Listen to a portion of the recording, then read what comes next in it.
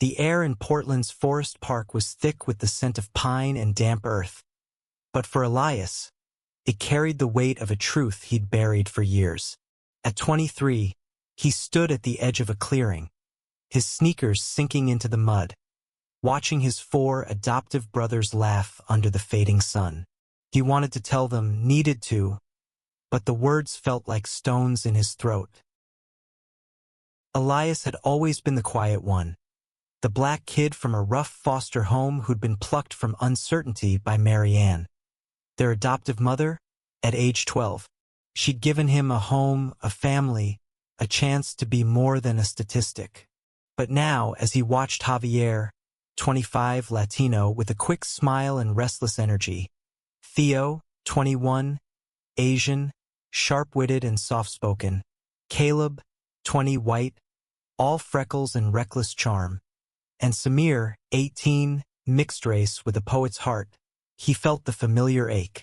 They were his brothers, his anchors, but they didn't know the real him. Not yet. Marianne, 55, sat on a weathered bench nearby, her silver-streaked hair catching the golden light. She was their rock, the woman who'd adopted 5 boys from broken pasts and stitched them into a family. Her diner, Marianne's Haven, was a local staple in Portland, where she served pancakes and tough love to anyone who walked through the door. But today, her hands fidgeted in her lap, her usual warmth tinged with something Elias couldn't place. Guilt, maybe, or fear. "Eli, you gonna join us or just stare like a creep?" Javier called, tossing a pine cone at him. The others laughed, and Elias forced a grin, jogging over. They'd planned this hike to celebrate Samir's high school graduation, a rare moment when all 5 were together. But for Elias, it was more. It was the day he'd promised himself he'd come out. As they settled on the grass, Theo pulled out a thermos of coffee, passing it around. "To Samir," he toasted, his voice steady but warm. "The baby of the family, off to conquer the world."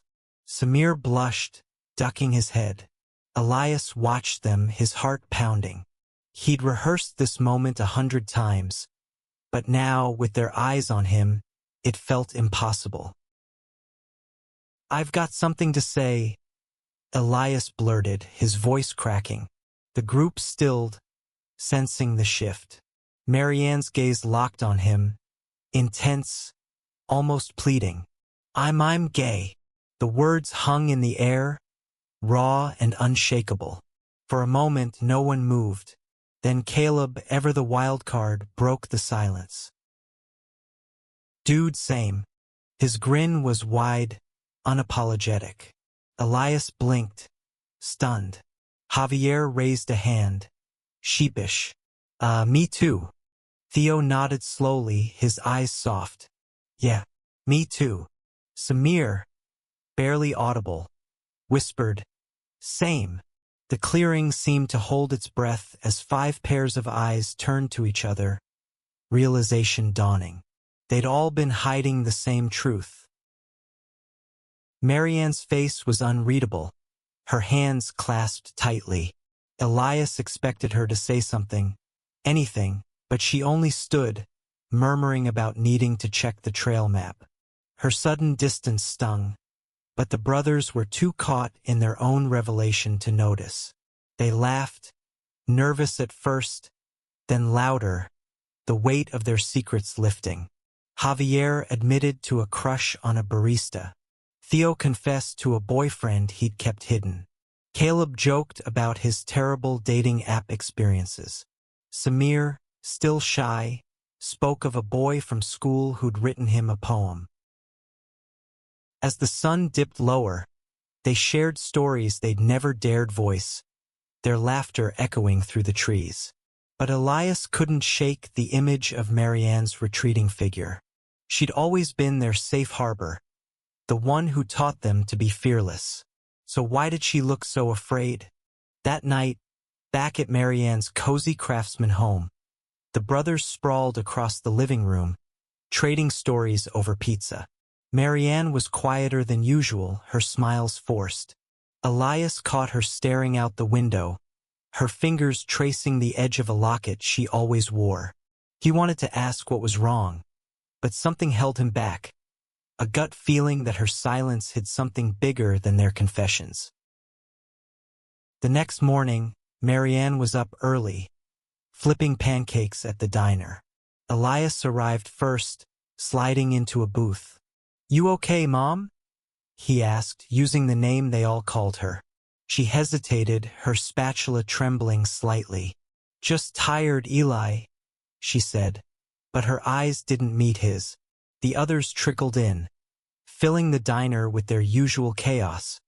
But the air felt different. They were a family, yes, but now they were a family of men who just bared their souls. And Marianne was pulling away. Over the next week, the brothers leaned into their newfound openness. Javier invited them to meet his barista crush, Miguel, at a local coffee shop. Theo brought his boyfriend, Liam, to game night, their shy glances warming the room. Caleb, true to form, flirted shamelessly with a waiter during dinner. Samir started writing poetry again, his words braver now. But Marianne's distance grew. She skipped family dinners, citing long hours at the diner. When she was home, she seemed lost in thought, her locket always in hand. Elias couldn't take it anymore. One evening, he cornered her in the kitchen. "Mom, talk to me. Did I do something wrong?" His voice broke, and Marianne's eyes filled with tears. She reached for his hand, her grip tight. "It's not you, Eli. It's never been you." She paused, her breath shaky. "There's something I haven't told you boys. Something I've carried for years." Elias felt a chill. Marianne had always been an open book. Too open, sometimes, with her stories of growing up in rural Oregon, her failed marriage, her dream of building a family. What could she possibly be hiding? Before he could ask, she pulled away, promising to explain soon. "Just give me time," she whispered. As Elias left the kitchen, his brother's laughter filled the house, but it felt hollow. They'd found freedom in their truth, but Marianne's secret loomed like a storm cloud. Whatever she was hiding, Elias knew it would change everything. The diner was quieter than usual that Sunday, the usual buzz of Portland locals replaced by the soft clink of dishes and the hum of a jukebox playing Johnny Cash. Elias sat at the counter, watching Marianne wipe down the same spot for the third time. Her movements were mechanical, her eyes distant. The brothers had agreed to give her space, but Elias couldn't shake the feeling that time was running out. Whatever Marianne was holding back, it was eating at her, and at them. Javier burst through the door, his energy filling the space. "Eli, you gotta see this." He held up his phone, showing a photo of him and Miguel, the barista, at a local art fair. He said yes to a second date. His grin was infectious, but Elias's smile faltered when he saw Marianne flinch at the word date. She recovered quickly, offering Javier a weak thumbs up, but the moment lingered. Theo and Liam arrived next, their hands brushing as they slid into a booth. Theo had been cautious about introducing Liam, fearing judgment, but the brothers had welcomed him with open arms. Caleb followed, recounting a disastrous date with a guy who'd ghosted him mid-meal, his laughter masking the hurt. Samir, quieter, sketched in a notebook, his pen pausing whenever Marianne passed by. They were all trying to hold onto the joy of their new openness, but her silence cast a shadow. That afternoon, Elias volunteered to help Marianne close the diner. As they stacked chairs, he tried again. "Mom, you said you'd tell us. Whatever it is, we can handle it." Marianne froze, her hands gripping a chair. For a moment, she looked like she might speak, but then she shook her head. "Soon, Eli. I promise." Her voice was barely a whisper. The next day, the brothers decided to confront the tension head-on. They planned a family meeting at the house, something they hadn't done since they were kids arguing over chores. Marian sat at the head of the dining table, her locket glinting under the chandelier. Javier spoke first, his usual bravado softened. "Mom, we're worried. You're not you lately. Is it because of us? Because of what we told you?" Marianne's eyes widened. "No, Javi, never. I'm so proud of you all." Her voice cracked, and she looked at each of them. Elias, Javier, Theo, Caleb, Samir, like she was memorizing their faces. "You've been so brave. Braver than I've ever been." The room stilled, the weight of her words sinking in. Samir, always the empath, reached for her hand. "Then what is it, Mom? You can tell us." She opened her mouth, then closed it, tears spilling over. "I will," she said finally. "But not tonight. I need to be ready." She stood abruptly, retreating to her room. The brothers exchanged glances, frustration mixing with concern. Caleb slammed his fist on the table. "What the hell is she hiding? She's never been like this." Theo, ever the mediator, tried to calm them. "She's scared. Whatever it is, it's big. We just have to trust her." But Elias wasn't so sure. He'd seen fear in Marianne's eyes before, when she'd fought to adopt him, when she'd stood up to Samir's abusive birth father. This was different. This was personal. The next week was a blur of tension. The brothers tried to focus on their lives. Javier's budding romance, Theo's college finals, Caleb's new job at a bookstore, Samir's poetry readings, but Marianne's absence was palpable. She worked longer hours, avoided family dinners, and when she was home, she was a ghost, her laughter replaced by a tight-lipped smile. Elias started noticing small things. The way she clutched her locket, the old photo albums she'd pull out late at night, the whispered phone calls she'd end when someone entered the room. One evening, Elias found her in the backyard, staring at the stars. He sat beside her, the silence heavy. "Mom, we're a family. Whatever it is, we're in this together." Marianne's shoulders shook, and she turned to him, her face raw with emotion. "Eli, I've spent my life building this family. But before you boys, there was someone else. Someone I loved. And I lost her because I wasn't brave enough." Her words hit like a thunderbolt. Elias stared, piecing it together. Marianne had never spoken of a past love, only her brief marriage to a man who'd left her decades ago. Was she saying? Before he could ask, she stood, brushing away tears. "I'll tell you all soon. I swear." She walked inside, leaving Elias with more questions than answers. The brothers began to speculate. Javier thought it might be about money. Maybe the diner was failing. Theo wondered if she was sick. Caleb, ever dramatic, suggested a secret criminal past.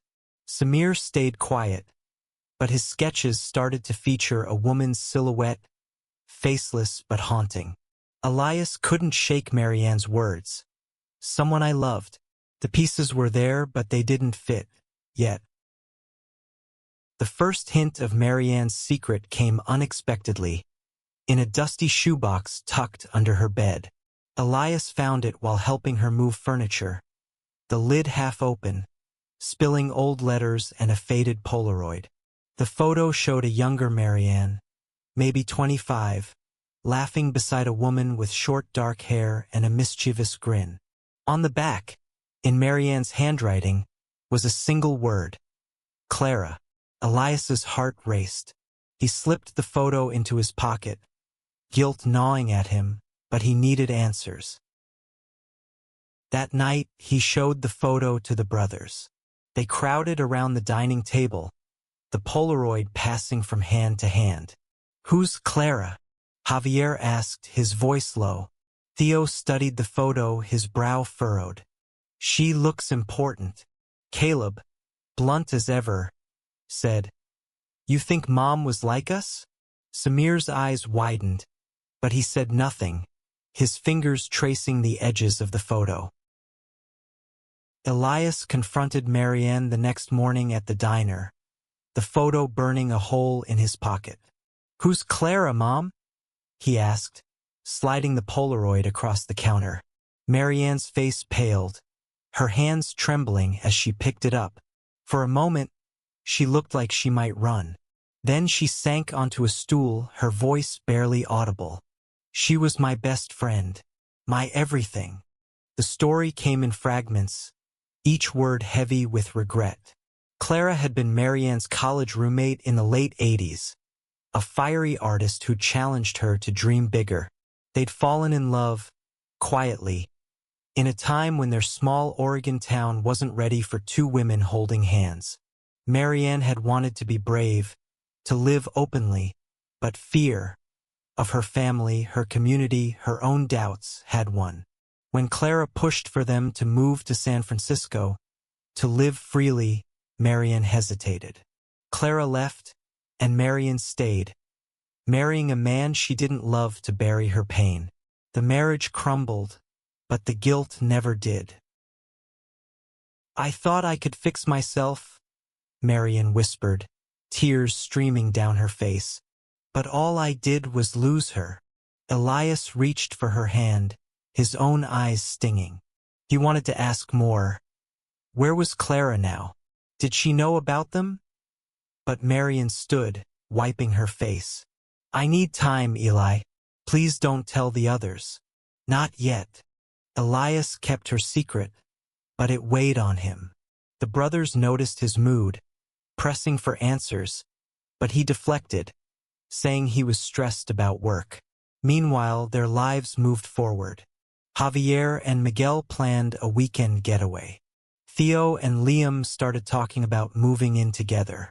Caleb, ever restless, signed up for a local theater production, channeling his energy into acting. Samir's poetry readings drew crowds, his words raw and honest. But the house felt incomplete without Marianne's warmth.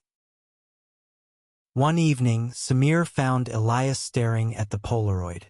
You know something, he said, his voice soft but firm. Elias sighed, handing him the photo. It's Mom's story to tell. Samir nodded, but his sketches grew darker, filled with images of broken hearts and shadowed figures. The brothers were closer than ever, their shared truth binding them. But Marianne's distance was a fracture they couldn't ignore. A week later, a letter arrived at the diner, addressed to Marianne in unfamiliar handwriting. Elias saw her open it, her face crumpling as she read.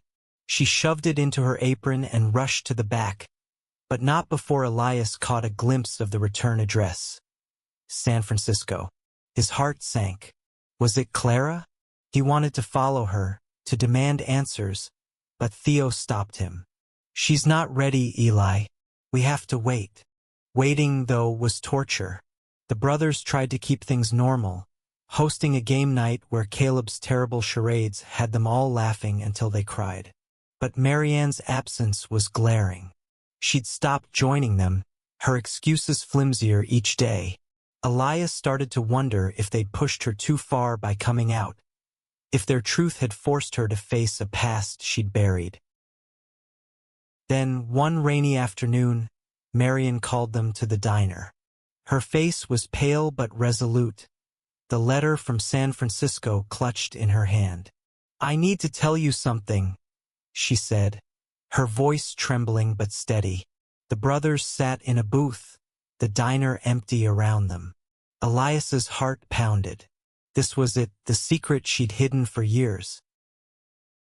Marianne stood behind the counter, the letter trembling in her hands. The diner's neon sign buzzed faintly, casting a warm glow over the brothers' faces. Elias, Javier, Theo, Caleb, Samir, all watching her, waiting. She took a deep breath, her eyes meeting theirs. "I've been hiding from you," she began, her voice raw. "Not because I don't trust you, but because I've been ashamed." She told them about Clara, her voice breaking as she described their love, their dreams, and the fear that tore them apart. She spoke of the years after, the marriage she'd forced herself into, the diner she'd built as a refuge, and the 5 boys she'd adopted to fill the hole Clara left. "You were my second chance," she said, tears falling. "But I never told you the truth about me. I'm like you. I loved a woman, and I let her go because I was a coward." The brothers were silent, their eyes wide with shock and understanding. Elias felt a lump in his throat, the Polaroid in his pocket suddenly heavy. Javier reached for Marianne's hand, his voice gentle. "Why didn't you tell us, Mom?" She shook her head, her locket glinting as she clutched it. "I thought I'd moved on, but then you all came out and it brought everything back. I couldn't face it." Samir, tears in his eyes, stood and hugged her. "You're not a coward. You saved us." Theo nodded, his voice steady. "You gave us a home, Mom. You don't have to be perfect." Caleb, for once, was quiet, his usual bravado replaced by a soft, "We love you." Elias watched, his heart aching. He'd spent weeks resenting her silence, but now he saw her pain, decades of it, carried alone. The letter, Marian explained, was from Clara. She was in Portland for an art exhibition, unaware Marian lived here. "She wants to meet," Marian said, her voice barely audible. "I don't know if I can." The brothers exchanged glances, a silent agreement forming. They'd help her face this, just as she'd helped them. Over the next few days, they rallied around her. Javier researched Clara's exhibition, learning she was a renowned painter now, her work celebrated for its raw emotion. Theo and Liam offered to go with Marianne, to be her support. Caleb, ever practical, suggested she write Clara a letter first, to ease into it. Samir sketched a portrait of Marianne and Clara from the Polaroid, slipping it under her door with a note. "You're braver than you think." Elias took the lead, organizing a family outing to the exhibition. Marianne resisted at first, her fear palpable, but the brothers' insistence wore her down. The gallery was a sleek space in downtown Portland, filled with vibrant paintings that seemed to pulse with life. Clara's work was unmistakable, bold, colorful, and achingly personal. Marianne clutched Elias's arm as they entered, her breath uneven. Then they saw her. Clara, now in her 50s, stood by a painting of 2 women dancing under a starry sky. Her hair was still short, now streaked with gray, but her smile was the same. Marianne froze, her hand trembling in Elias's. "I can't," she whispered. But before she could turn away, Clara's eyes found hers, and the world seemed to stop. "Mari." Clara's voice was soft, disbelieving. Marianne nodded, tears spilling over. The brothers stepped back, giving them space, but their presence was a quiet strength. Clara crossed the room, her own eyes wet. "I never thought I'd see you again." They talked for hours, the gallery emptying around them. The brothers watched from a distance, their hearts full. Javier leaned against Miguel. Theo held Liam's hand.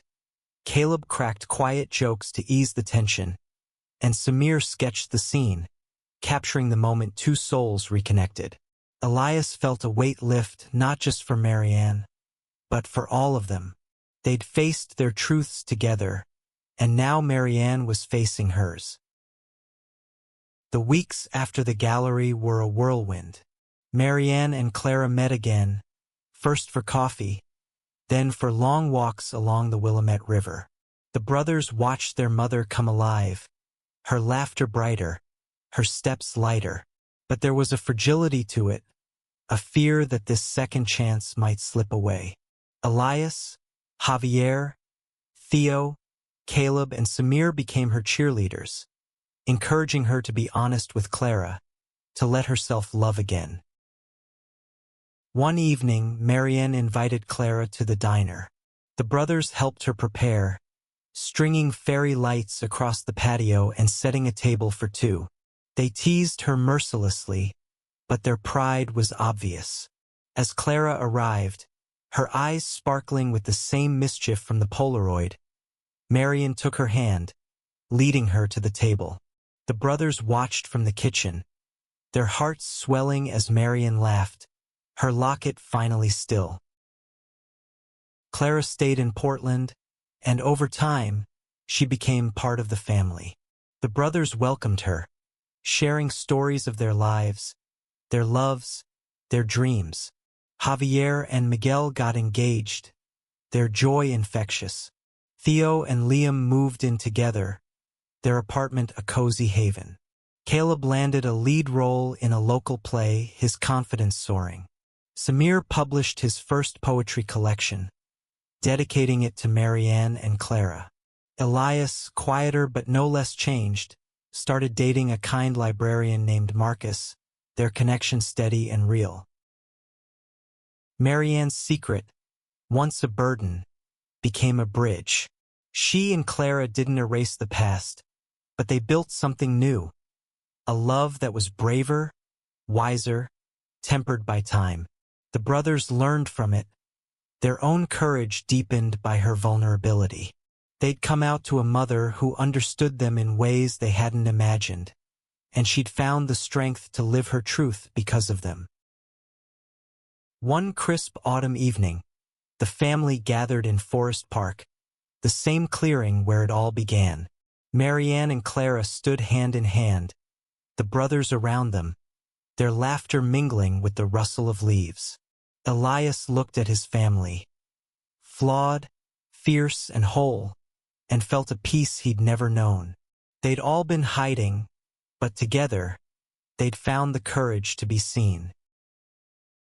The stars above were bright, and as Marianne raised a glass, her voice steady, she toasted. To love, to truth, to us. The brothers cheered, their voices echoing through the trees. The journey hadn't been easy, but it was theirs. A tapestry of secrets shared, fears faced, and a family forged not just by blood, but by the bravery to be themselves.